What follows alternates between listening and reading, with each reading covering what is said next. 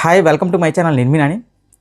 అల్లు అర్జున్ గారిపై ఒక నెగిటివిటీ అయితే నిన్నటి నుంచి సోషల్ మీడియాలో తెగ వైరల్ అయింది. అదేంటంటే అల్లు అర్జున్ గారిని ఎవరైనా కలవాలన్నా, ఎవరైనా ఇంటర్వ్యూ చేయాలన్నా ఒకటి కాదు, రెండు కాదు, దాదాపు ఒక 42 రూల్స్ ఉంటాయట. ఆ 42 రూల్స్ మనం చదివి అండర్స్టాండ్ చేసుకొని ఒక సంతకం పెడితే కానీ ఆయన మనం కలవలేం, మనకి ఇంటర్వ్యూ ఇవ్వరు అని చెప్పి ఒక బాలీవుడ్కి చెందిన ఒక పాడ్కాస్ట్లో ఎవరైతే ఇంటర్వ్యూ చేస్తారో ఒక లేడీ ఈ విషయాలు చెప్పింది. ఈ విషయాలు చెప్పిన తర్వాత నాకు ఏమనిపించిందంటే బాలీవుడ్ వాళ్ళు టాలీవుడ్ని తొక్కాలి అని గట్టిగా ఏదో స్కెచ్ చేస్తున్నారేమో అని ఒక ఫీలింగ్ వచ్చింది.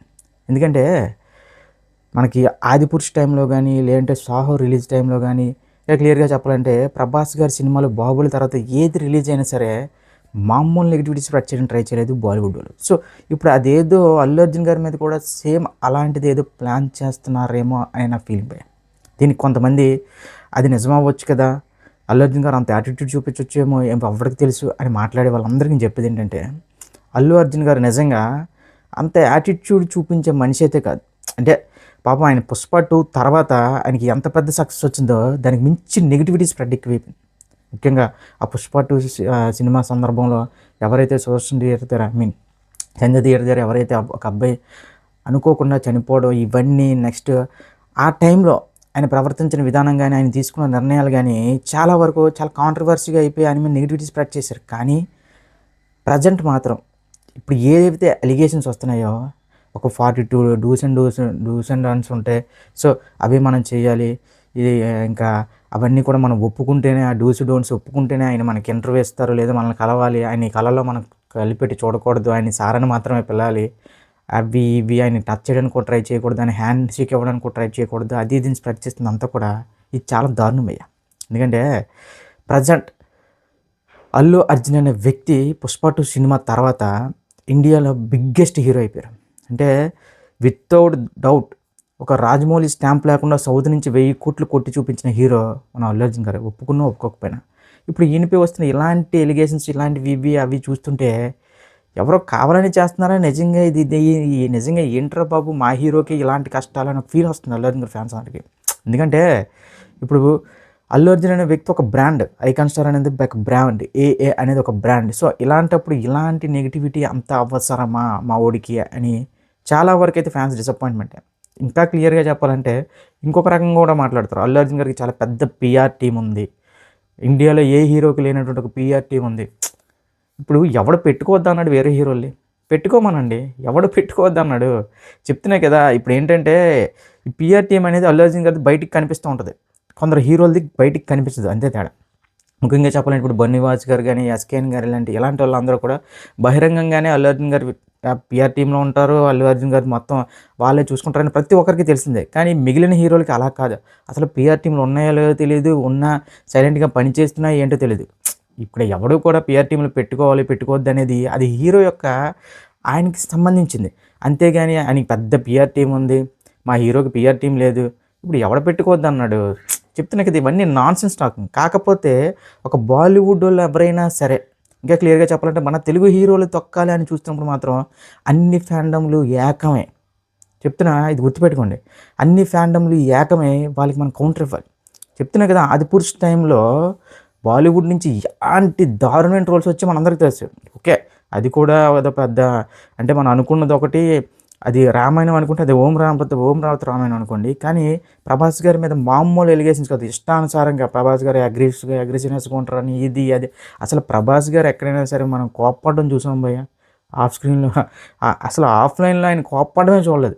అలాంటిది ఆయన మీద ఎలాంటి ఆర్టికల్స్ రాస్తారు బాలీవుడ్ వాళ్ళు. సో ఓం రావత్కి గట్టి వార్నింగ్ ఇచ్చేసారని, అదని ఇదని ఏదేదో ప్రొడ్యూసర్ మీద అరిచేసారని ఇష్టానుసారంగా రాస్తారు. అదే టైప్లో మళ్ళీ అల్లు అర్జున్ గారి మీద కూడా ఈ సమ్ మాఫియా ఏదో చేస్తుంది అనే ఫీలింగ్ అయితే వచ్చిందన్న. అంటే సడన్గా ఆవిడకి మళ్ళీ తర్వాత ఆ ఇష్యూ తర్వాత ఒక ఇన్స్టాగ్రామ్ పోస్ట్ పెట్టడం, అది కూడా సోషల్ మీడియాలో షేర్ చేయడం, ఆ పిఆర్ టీం నన్నేమో చాలా ఇబ్బంది పెడుతుంది, సో నేను అందుకే అది డిలీట్ చేసేస్తున్నాను ఆ వీడియో, ఇది అది చాలా చాలా డ్రామాని అడిగింది. కాకపోతే దాని తర్వాత ఆవిడకి వచ్చిన ఫాలోయింగ్ కానీ, ఆవిడకి వచ్చిన అప్పటి వరకు కూడా మహా అయితే ఒక 500 మంది ఉన్నారేమో ఆవిడ సబ్స్క్రైబర్స్, కానీ దాని తర్వాత వేలలోకి వెళ్ళిపోయారు. అంటే మరి మనం అనుకోవచ్చు కదా, కేవలం ఒక స్టార్ ఇమేజ్ ఉన్న హీరో మీద, ఇండియాలో బిగ్గెస్ట్ స్టార్ని టార్గెట్ చేస్తే మనం పాపులర్ అవ్వచ్చు అని చెప్పి వాళ్ళు కూడా అది చేయొచ్చు కదా. ఆ విధంగా కూడా ఆలోచించొచ్చు కదా.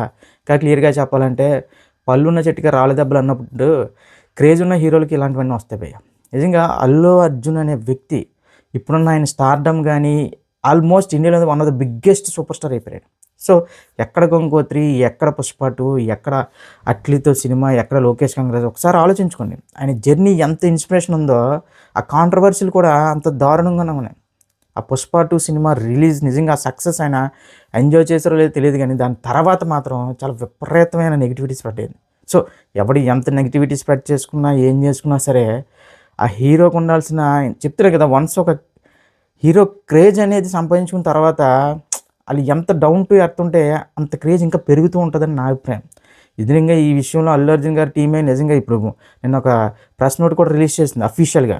ట్విట్టర్‌లో వైరల్ అయ్యింది, సోషల్ మీడియాలో వైరల్ అయింది. వితిన్ ఒక 5-6 అవర్స్‌లో ఏదైతే ఆమె వీడియో బయటకొచ్చిందో, ఇలా అల్లు అర్జున్ గారిని కలవాలంటే ఒక మేనేజర్‌ని దాటుకొని వెళ్ళాలి. ఒక 42 డూస్ అవన్నీ ఉంటాయి.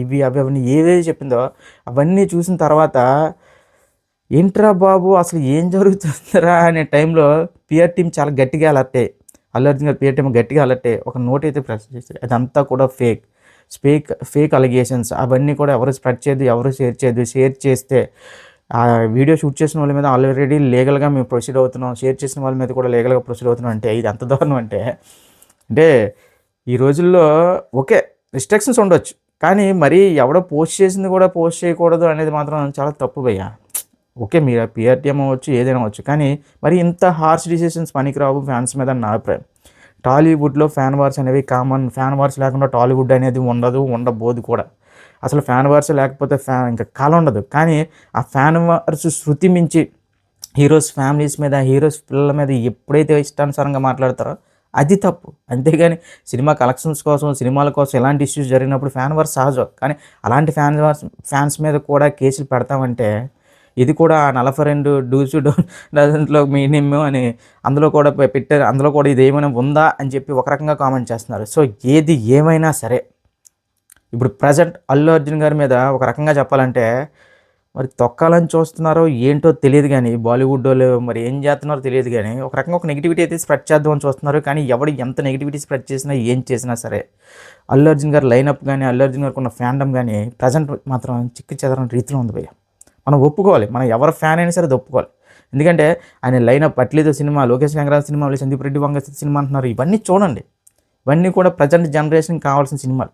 అంటే ఇప్పుడు ఈ ఎవరైతే ఈ జనరేషన్ కిడ్స్ ఉన్నారో వాళ్ళందరికీ కూడా ఈ జనరేషన్ యూత్ అందరికీ కూడా ఒక అనిరుద్ధ్ మ్యూజిక్, ఒక సందీప్ రెడ్డి డైరెక్షను, ఒక లోకేష్ కంగ్రాజ్ డైరెక్షను, అంటే వాళ్ళ సినిమా కథ ఇంకా వాళ్ళతో సంబంధం లేదు. ఒక కాంబినేషన్ మీద వెళ్తున్న ఇప్పుడు ప్రజెంట్ జనరేషన్ అయితే కాంబినేషన్ మీద వెళ్తుంది. సో అలాంటిది ఇప్పుడు అల్లు అర్జున్ గారికి ఉన్న కాంబినేషన్ మామూలు కాంబినేషన్స్ కాదు.